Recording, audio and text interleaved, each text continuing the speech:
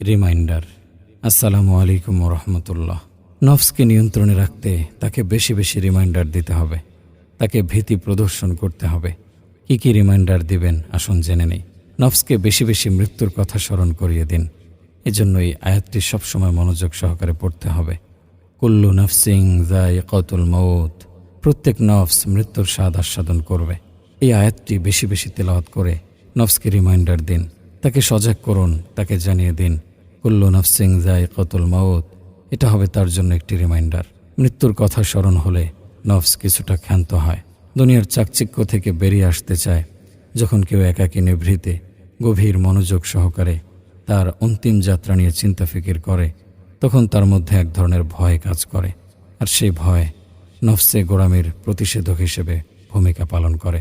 এজন্য নফস নিয়ন্ত্রণে উত্তম মাধ্যম হচ্ছে মৃত্যুর কথা বেশি বেশি স্মরণ করা, তাকে ভীতি প্রদর্শন করা, আর উক্ত আয়াতটি অর্থসহ মনোযোগ সহকারে বেশি বেশি পাঠ করা।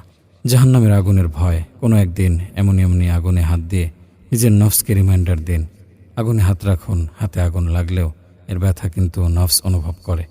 তাই জাহান্নামের আগুনের কথা স্মরণ করে তাকে রিমাইন্ডার দিন, তাকে জানিয়ে দিন আজকের এই কৃতকর্মের কারণে সেদিন জাহান্নামের আগুনে জ্বলতে হবে। চলমান ঘটমান অবস্থা দিয়ে নফসকে রিমাইন্ডার দিন। নফস বেশিরভাগ গুনাহের দিকে ধাবিত হয় দুটি জিনিস পেতে: যৌবনের ক্ষুধা, পেটের ক্ষুধা। এই দুটি ক্ষুধা নিবারণের জন্য নফস সবসময় মুখিয়ে থাকে। এই দুটি চাহিদা পূরণ করতে ভালো খারাপ হারাম হালাল কিছুই দেখে না। এজন্য অবস্থা ভেদে তাকে রিমাইন্ডার দিতে হবে। সেদিন আমি একটি আম কেটে খাচ্ছিলাম। আম কাটার সময় আমের চির হাত থেকে পড়ে যাওয়ার উপক্রম, পড়ে যাচ্ছে। হাতের তালুতে 3 বার লাফ খেয়েছে। চতুর্থবার তাকে আয়ত্তে নিয়ে আসি। মনে মনে ভেবেই নিয়েছিলাম আমটি হয়তো আর খাওয়াই হবে না। কিন্তু কিভাবে জানি 2-3 বার হাতের মধ্যে ঘুরপাক খেয়ে আবার হাতের মুঠোয় আটকে যায়। তখন মনে মনে নফসকে বলি, এটাই রিজিক, এটাই তাকদীর।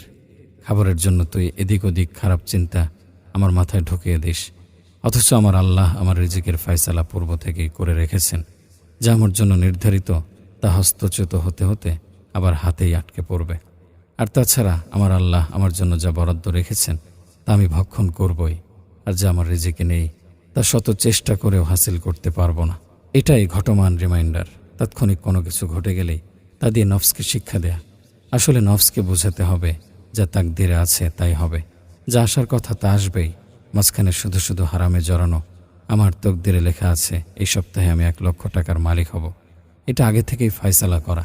এটা যেভাবেই হোক আমার কাছে আসবেই। এখন যে ব্যক্তি হারাম রুজিতে জড়িত সে কিন্তু 1 লক্ষ টাকা অর্জন করতে হারাম পন্থায় অবলম্বন করবে, অথচ এই টাকাটা তার ভাগ্যে পূর্ব থেকে লেখা ছিল। এটা এমনি যে কোনো উপায়ে সময় সাপেক্ষে তার কাছে আসতো। কিন্তু সে নফসের তাড়নায় শুধু শুধু হারাম পন্থায় এটা অর্জন করলো, শুধু এটার মধ্যে খারাপ একটা জিনিস মিশ্রণ করলো।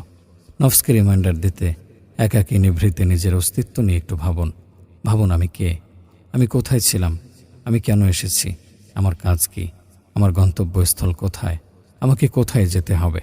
আল্লাহ তাআলা তো বলেছেন জগতের কোনো কিছু তিনি অনর্থক সৃষ্টি করেননি। তাহলে আজ আমি কেন নফসের তাড়নায় অনর্থক কাজে লিপ্ত? কেন আজ নিজের অস্তিত্ব ভুলে গিয়ে, নিজের দায়িত্ব ভুলে গিয়ে অনর্থক খেলতামাশায় সময় ব্যয় করছি? প্রশ্ন করুন, ভালো করে নিজেকে প্রশ্ন করুন। অস্তিত্ব নিয়ে ভাবুন। নিজের অস্তিত্ব নিয়ে যত বেশি ভাববেন তত বেশি নিজেকে খুঁজে পাবেন। নিজের মধ্যে নিজেকে সেভাবেই খুঁজুন যেভাবে আপনি আমি হারিয়ে গেছি নিজের মধ্যে। আজ আমরা আমাদের মধ্যে হারিয়ে গেছি, নিজের নফসের গোলামি করে পাপের বোঝা মাথায় নিয়ে ভ্রমণ করছি।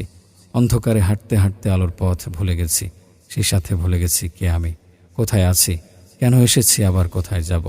এজন্য বেশি বেশি নিজের অস্তিত্বের কথা স্মরণ করে নিজের নফসকে রিমাইন্ডার দিতে হবে, নয়তো নিজের মধ্যে নিজেকে ঘুরপাক খেতে হবে, হারিয়ে যেতে হবে ধ্বংসাত্মক আমি নামক জগতে।